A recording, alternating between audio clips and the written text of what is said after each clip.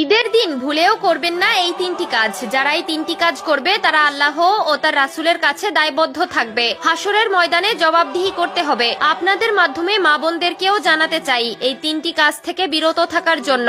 ঈদের দিন যারা এই তিনটি কাজ করবে তারা রাসূলের সুপারিশ থেকে বঞ্চিত হবে এবং নিজেই জাহান্নামের রাস্তা তৈরি করে নিবে। কোনো নিস্তার নেই। হাদিসে রাসূলুল্লাহ সাল্লাল্লাহু আলাইহি ওয়াসাল্লাম ঈদের দিন এই তিনটি কাজ করতে বারবার নিষেধ করেছেন। প্রিয় দর্শক, আপনি যদি রাসূলুল্লাহ সাল্লাল্লাহু আলাইহি ওয়াসাল্লাম কে ভালোবাসেন অবশ্যই আলহামদুলিল্লাহ কমেন্ট করবেন এবং রাসূলের এই হাদিসটি সকলের মাঝে পৌঁছে দিবেন। এক নম্বরে রাসূলুল্লাহ সাল্লাল্লাহু আলাইহি ওয়াসাল্লাম যে কাজ করতে নিষেধ করেছেন তা হলো ফিতরা না দিয়ে ঈদগাহে যাওয়া যাবে না। কেউ যদি মনে করে নামাজ পড়ে এসে ফিতরা দিব তাহলে হয়তো কোনো কারণবশত তার ফিতরা দেওয়া হবে না, এটি যেন ভুলে না যায়। এর জন্য ঈদগাহে যাওয়ার আগেই অবশ্যই গরিব দুঃখীদের ফিতরা দিয়ে দিবেন।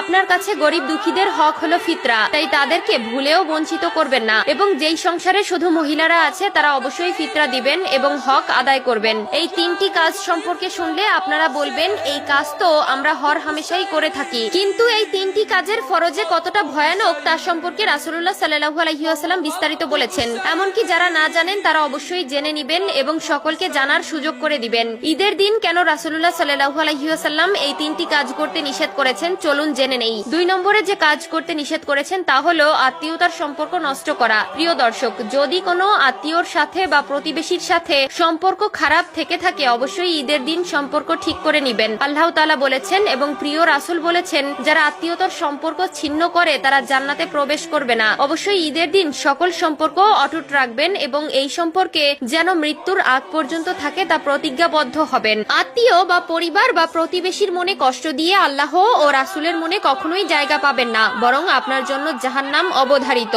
মনের মধ্যে হিংসা বিদ্বেষ দূরে রেখে অবশ্যই আল্লাহর নিয়ামত লাভের জন্য আত্মীয়তার সম্পর্ক সবসময় মজবুত রাখবেন এবং ভালো রাখবেন। 3 নম্বরে যে কাজ করতে নিষেধ করেছেন তা হলো ঈদের দিন রোজা রাখা। প্রিয় দর্শক, ঈদের দিন রোজা রাখা সম্পূর্ণ হারাম। ভুলেও এই দিন কেউ রোজা রাখবেন না। যদি কেউ রোজায় কাফফারা আদায় করতে চান অবশ্যই তা ঈদের পরে আদায় করবেন। বিশেষ করে ঈদের দিন আল্লাহ তাআলা সকলকে হাসি খুশি রাখার জন্য একটি বিশেষ দিন দিয়েছেন। এই দিন সকলে পেট পুরে খাবে এবং আল্লাহর নিয়ামত ও শুকরিয়া করবে। তাই রোজার সময় রোজা রাখবেন এবং ঈদের দিন আপনার সারা মাসের রোজার আনন্দ উপভোগ করবেন। যারা এই তিনটি কাজ করবে তারা অবশ্যই পাপী হবে। তাই এই তিনটি কাজ থেকে সকলে বিরত থাকবেন এবং অন্যকেও বিরত থাকতে পরামর্শ দিবেন। আল্লাহ তাআলা আমাদের সকলকে বোঝার তৌফিক দান করুক, আমিন। ঈদের দিন যারা এই তিনটি কাজ করবে তাদের সারা মাসের রোজার কোনো প্রতিদান পাবে না, এমনকি সেই ইসলামের দায়িত্ব অবহেলার জন্য আল্লাহর কাছে জবাবদিহি করতে হবে। ঈদ মুসলিমদের জন্য খুশি ও শান্তি বয়ে আনে। 30 দিন রোজা রাখার পরে মুসলিমদের জন্য একটি খুশির দিন হলো ঈদের দিন, কিন্তু